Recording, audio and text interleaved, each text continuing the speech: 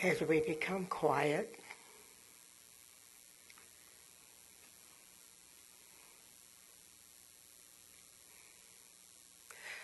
we relax in an atmosphere of love and peace and oneness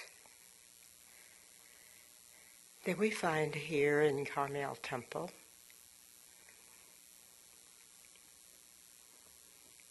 Letting go of all the stress, all the strain of the outer world. Letting it all just slip away. Allowing it to go back to the nothingness from which it came. We recognize God and all creation, all that is holy within.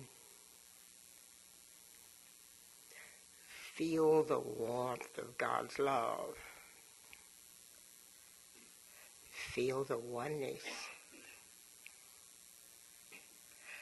For we are truly one, one with God, one with one another. And now as we relax deeper into meditation, we continue.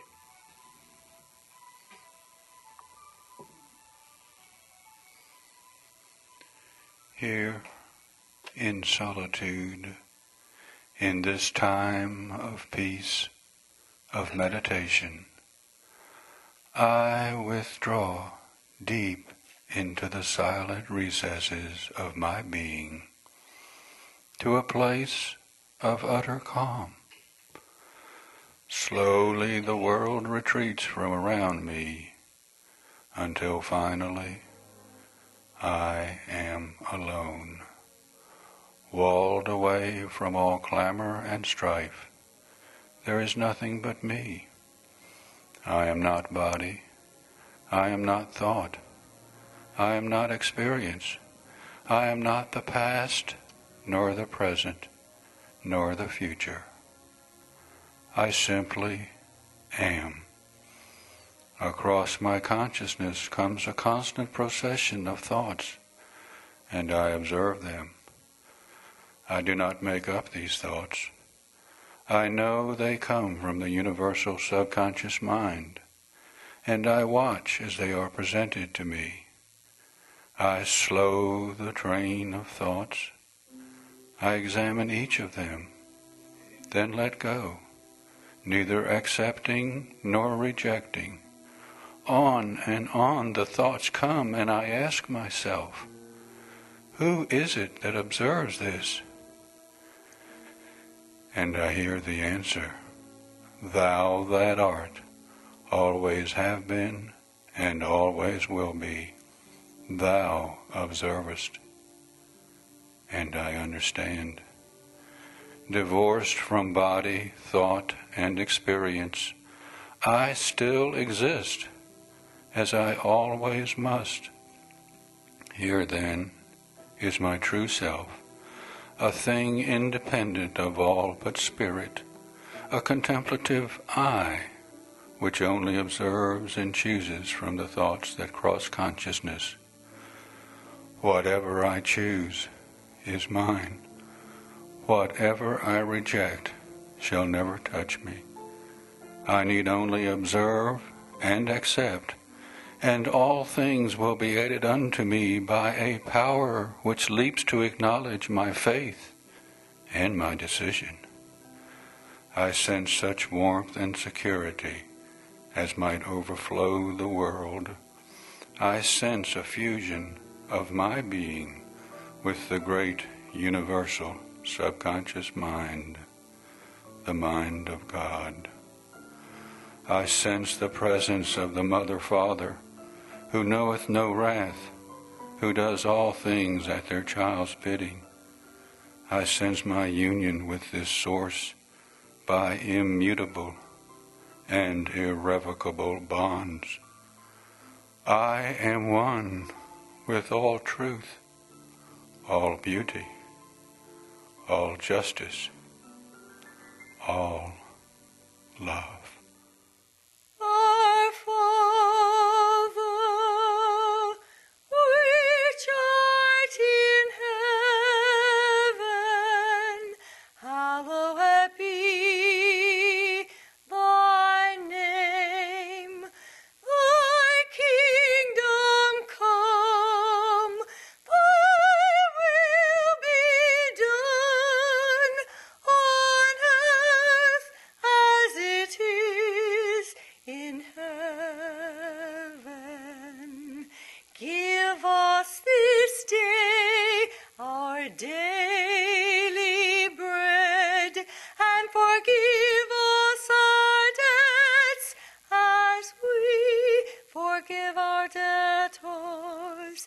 And lead us not into temptation, but deliver us from evil. For thine is the kingdom, and the power, and the glory forever. Amen.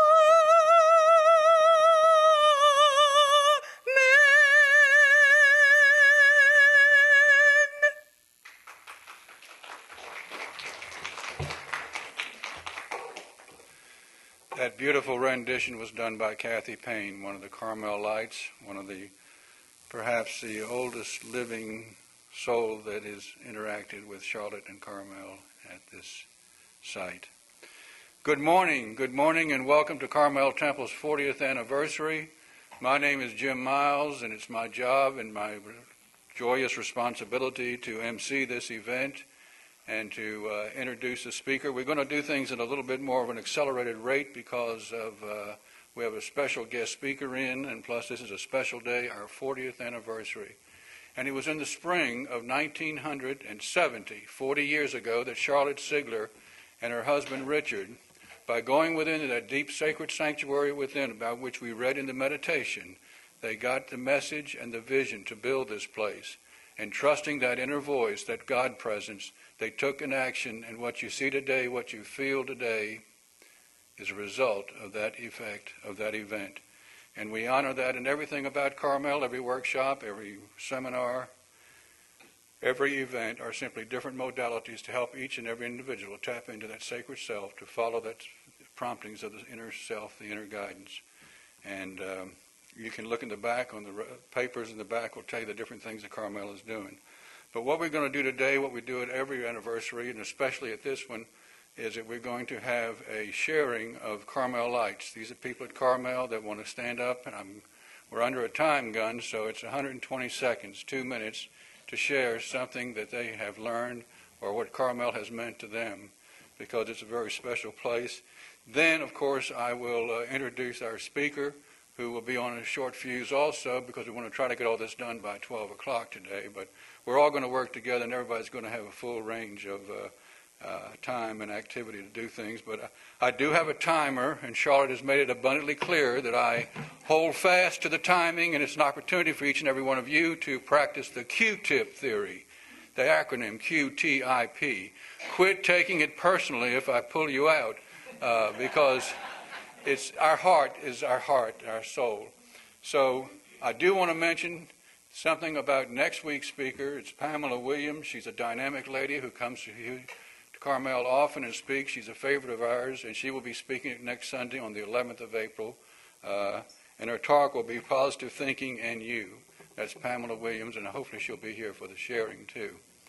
So we're going to start off with our 2-minute drill, if I can call it that, of Carmelites who will get up and share. And I think the first person I asked was Mr. Reynolds himself. Larry Reynolds.